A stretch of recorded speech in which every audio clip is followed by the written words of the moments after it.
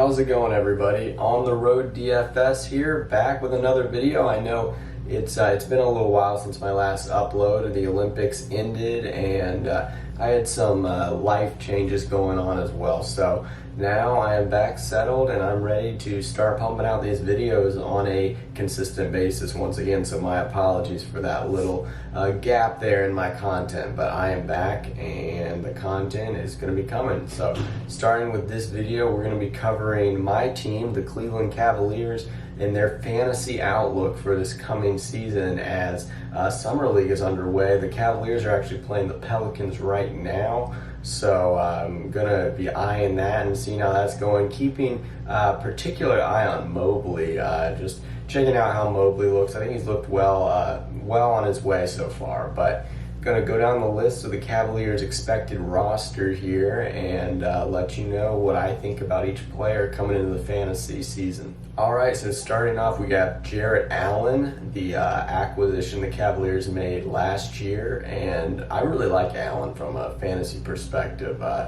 You know, he's going to be getting the center minutes there for the Cavaliers. Obviously, we're expecting Mogly to start at the 4, and the exact rotation is still a little up in the air, but I think that's how it's going to end up going. You would think Mogly would be at the 4 and Allen would absorb all the center minutes at the 5. The minutes are going to be there. It's just a matter of, does Jarrett Allen take that next step in his development?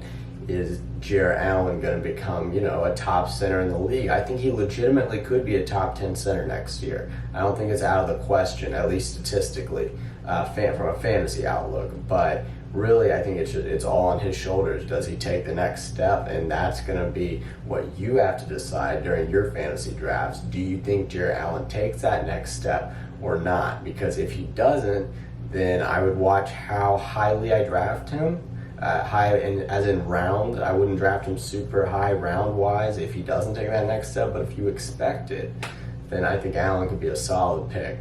Next up, we have Damien Dotson. This is one of those bench guys, not really much to analyze here. I would not expect him to be drafted in many leagues. All right, Darius Garland.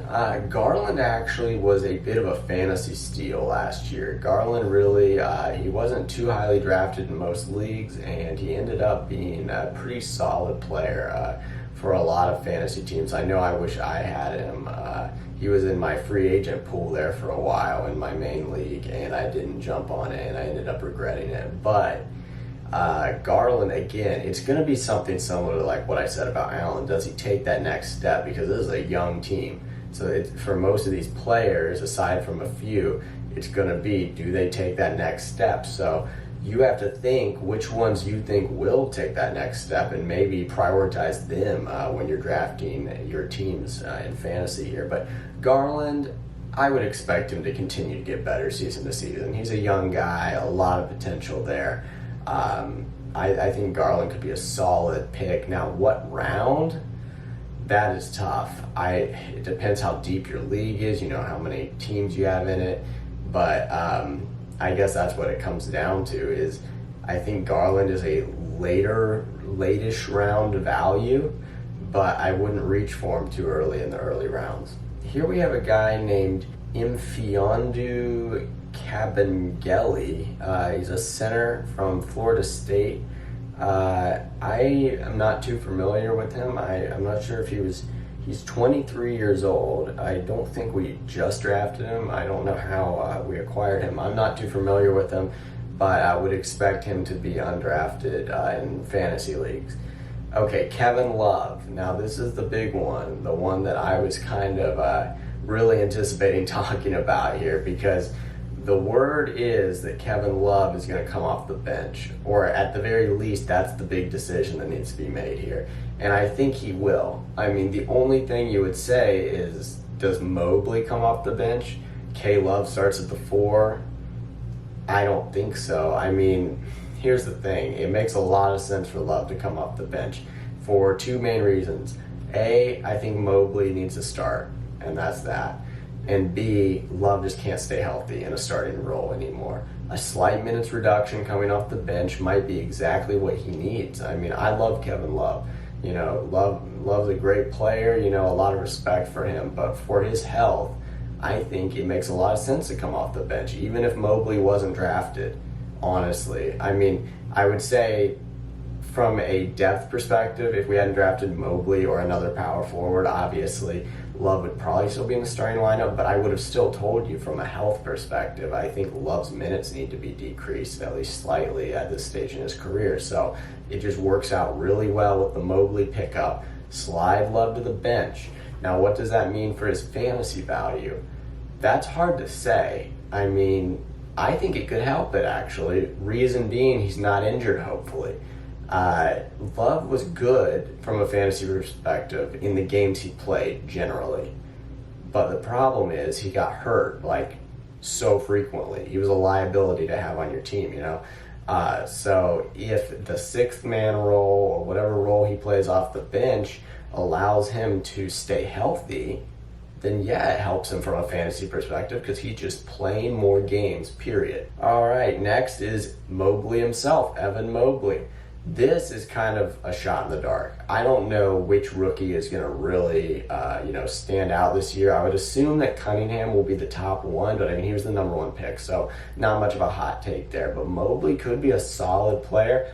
I wouldn't draft him too high in the rounds of the draft, just because you don't know what you're getting. You want to try to stay fairly safe in the draft for as long as you can. But when it gets to those later rounds where it's kind of like you might be drafting based more on potential, hey, maybe take a stab there on Mogly. Larry Nance here, this is a really tough one for me because Nance has had some good fantasy games and some decent fantasy seasons as well. Benefiting a lot, though, from Kevin Love's absence from his injuries. So now that Mogly is there, I don't feel as good about Nance, honestly. It remains to be seen how that rotation works out with Nance and Love and Mogly. You know, a lot of mouths to feed at the 4 spot, assuming that none of them play 5. When Allen's not on the court, but that's what I'm saying. There really is a lot of rotation stuff here that still needs to get sorted out. But I guess I would say I'm a little less high on Nance than I was last year. I don't think the offseason moves have helped Nance from a fantasy perspective. Isaac Okuru, now I'll tell you what, I kind of like this for like a later round grab. He's looked good in the summer league, honestly. He's looked explosive. I mean, you kind of know what you're getting with him, but he's in his second season, coming into his second year, another high draft pick with a lot of potential. And I think a lot of people, they don't view him as one of the, upper level guys from last year's draft. And statistically speaking, it kind of makes sense compared to some of the other guys. But I could see him making a big jump in year 2. And for that reason, that's another guy that in a later round, when you're drafting maybe based on potential, maybe take a shot on Okuru there. Chetty Osmond, I personally don't think I'm going to be prioritizing him even in later rounds. If there's some kind of scenario or I hear something where I think he's going to be a good pick, currently I have no reason to prioritize him. I'd rather him probably get undrafted, which is probably what will happen in most fantasy drafts, I'm assuming. And then if he somehow starts having a great year, keep your eye on the waiver wire, snag him ASAP. But I'm not prioritizing him prior to the season starting. Ricky Rubio. Now, this is an interesting one. Outside of Kevin Love, this might be the most interesting one on the Cavaliers team. Because Rubio looked great in the Olympics, as we know. It's a completely different game, basically, over there with the international rules. But Rubio looked confident. He looked like a great leader out there. And I think he's kind of an underrated player, even in the NBA, honestly. I always liked Rubio. I had respect for Rubio. He's been doing it forever. He's been doing it from a very young age. And I think it was a solid pickup for the Cavaliers. Now, what exactly is his role going to be? I don't know, because I already mentioned Kevin Love potentially as that 6th man. So is Rubio the 6th man? Is Love the 6th man? Who's going to be the 6th man? The first guy off the bench there? I don't know. I would assume they're both going to get good run in most games, though. From a health perspective, if you're going back and forth Rubio, Love, definitely Rubio. but from a like comfortable, you know, a familiarity with the team, definitely Kevin Love. So there's some different variables to consider with these guys, but I think Rubio could be worth a late draft pick in a fantasy draft for sure. Colin Sexton. Now this guy was kind of a late round steal last year. Now I think the cat's kind of out of the bag, that he can put up great fantasy numbers.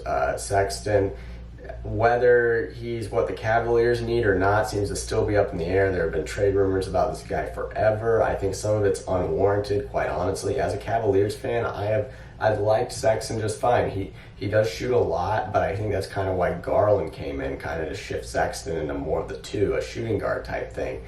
But Sexton, from a fantasy perspective, whether he stays with the Cavaliers or not, I like him. I think he's gonna get his numbers most nights. Probably the best fantasy producer on the Cavaliers, him or Jarrett Allen. From where I sit right now, I would guess that one of those two guys is going to be the top fantasy producer on this Cavaliers roster as is right now. Even if Sexton's traded, which I honestly hope doesn't happen, but I'd predict it's going to be Allen or Sexton. Then we have Lamar Stevens. He had some decent games last year, just kind of I don't know, he got some chances in there when there were injuries and late in the season, people resting and stuff. I definitely remember him, but you know, I would assume he goes undrafted in the fantasy drafts, and if he somehow carves out a role, then again, monitor the waiver wire, snag him ASAP when you start to notice maybe a consistent trend. I don't know if I'd jump on it if it happens one game. You probably want to try to get a good feel for if it's going to be a consistent thing or not with this guy. Broderick Thomas, again, undrafted in the fantasy drafts. I mean, monitor him if you want, but I wouldn't expect too much this season from fantasy output perspective. Dean Wade, now he actually got some time with Love out last year as well, and he was a solid FanDuel value guy late in the year for sure. Dean Wade, you know, he kind of proved himself a little to me. I don't think he's a horrible player. He'll hit some threes and he'll get some rebounds. I wouldn't be surprised if he had a bench role, but again, I don't think anyone's going to draft him in the fantasy draft. So monitor him, like I've said a million times here. Just monitor him, see how the rotations play out. Last up here, we have Dylan Windler. And Windler is one of the better three-point shooters on the Cavaliers team. The problem is he just can't stay healthy at this point in his young career.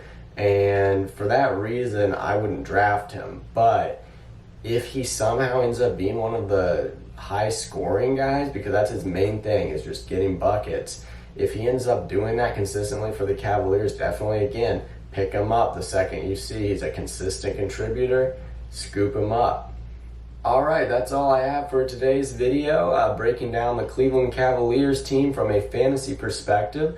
I'm going to try to do every team in the NBA here before the season starts, so this is just the very first video here. So if you enjoyed the content, please consider leaving a like and subscribing, and I will be back soon with some different teams, and we're going to be looking at the fantasy outlooks for all these NBA teams. So I will see you then.